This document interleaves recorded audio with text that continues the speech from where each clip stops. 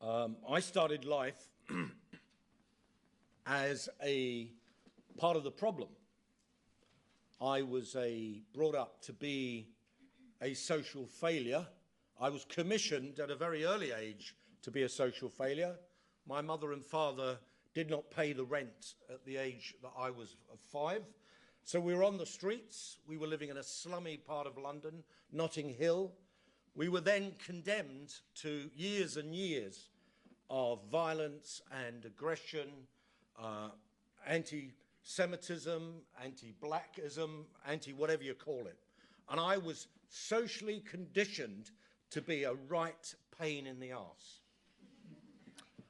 I was very fortunate at the age of 21 to fall into the hands of a revolutionary party called the Workers' Revolutionary Party.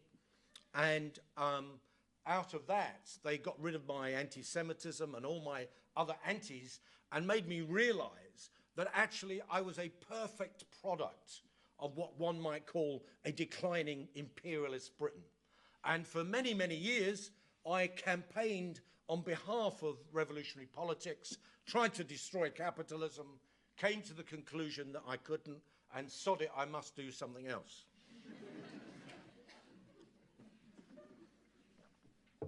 I was asked by the School of Social Entrepreneurs to define what is an entrepreneur.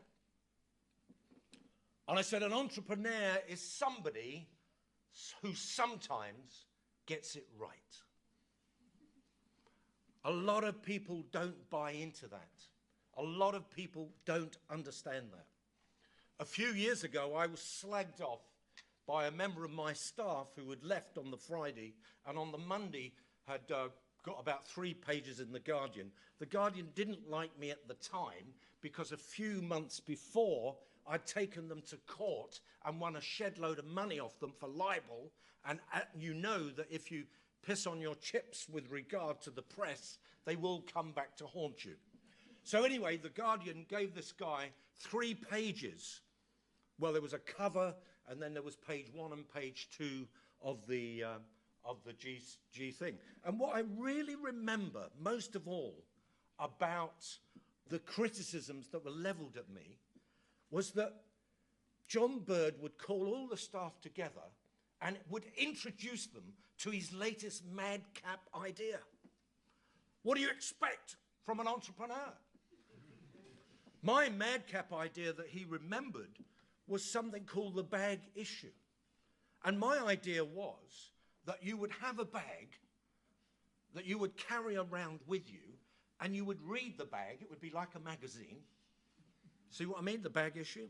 So you'd read the bag, and it might be Ode to a Nightingale or whatever. It might be a collection of poems. It might be that week's news and all sorts of things like that. And you'd fold this bag and you put it in your pocket, and you'd go to the supermarket, and you would say, I'm not taking one of your bags. I've got my own bag. And you would load up this bag, and this bag would be full of all sorts of wonderful things that you could buy. I would only recommend at the time that you went to Waitrose. And so in a sense, you would be recycling. Of course, the bag issue didn't go anywhere, as about 100 of other products that I came up. But the thing was that this person couldn't understand that an entrepreneur is like a dog with an itchy rear. They're always coming up with ideas. They're always running here. They're always running there. They are not very healthy and happy people. Otherwise, they would settle down and get a real job. My first remark to anybody who wants to start a business, and I agree with Richard here. It is Richard, isn't it? Yes, sorry. I think we met, haven't we? Yeah. We have met. He was younger. I agree with Richard. Define your marketplace. But don't over-define your marketplace. Find out who you want to hit. Find out who are the people you want to sell for.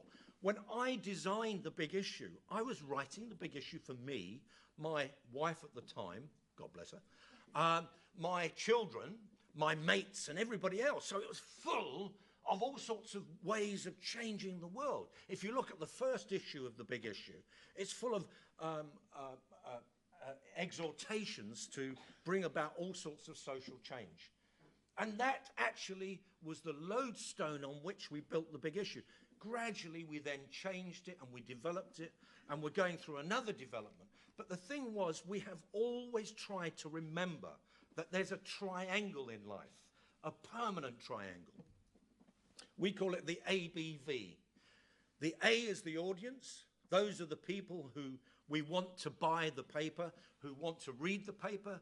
The B is the business, and the V are the vendors, or whatever you like to call them, the consumers or whatever, I don't know what. But anyway, you've got an ABV. The audience buys the paper and influences the life of the vendors. So the vendors themselves change. Why do they change? Because suddenly people realize, hang on, homeless people are always associated with dirtiness. They're always associated with bad manners. They're always associated with begging. They're always associated with sleeping in doorways. And here we have a workforce of people who once were a part of the problem, who are now a part of the solution because they're helping themselves transitionalize out of homelessness. So the audience changed the vendors changed the audience changed the business because it kept saying to us, well, we want more of this. The business changed the vendors, and then the vendors changed the business, and vice versa, and it goes on like that. The really important thing to me about being an entrepreneur is to always be aware of the fact that there are hundreds and hundreds of answers out there. But one of the things that we really lack is coordination. We lack the fact that there is not a great number of us to come together. There is not a political party for entrepreneurial people. There's not a political party for people who want to bring about social change in this country. There's not a political party for people who want to bring about changes in the way governments work, in all the questions around ethics, around environmentalism and all that. And therefore, what we need is something else. So my latest project, take a triangle. Sorry, I've come here to plug my product. That's the only reason I'm here. And you're all joining before you leave. Take the triangle, the ABV, turn the triangle into a wedge, and you have what's called the Wedge Card.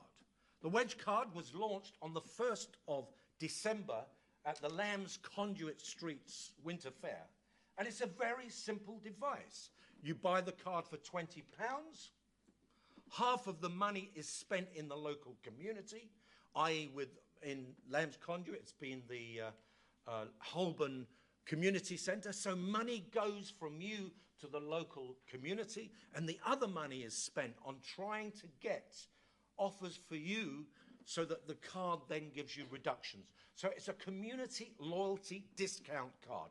It's about supporting the small businesses. It's about getting you behind the small businesses so that you are enticed into the shops of the small business. But at the same time, you are supporting the local projects like the Holborn Community Centre. It is about participatory democracy. My big problem is that, and I say this in the nicest sense, is we can do all sorts of wonderful things. We can invent businesses. We can fly you all around the world. We can give you a wonderful drink and you buy it.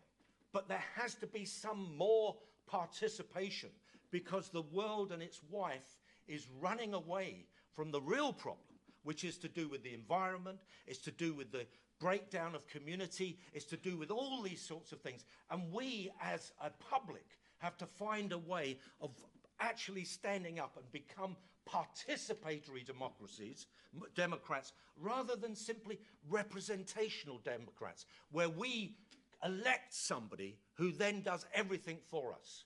As far as I'm concerned, the movement in and around ethical trading is a part of that participatory democracy. And it'll only work is if we all get involved.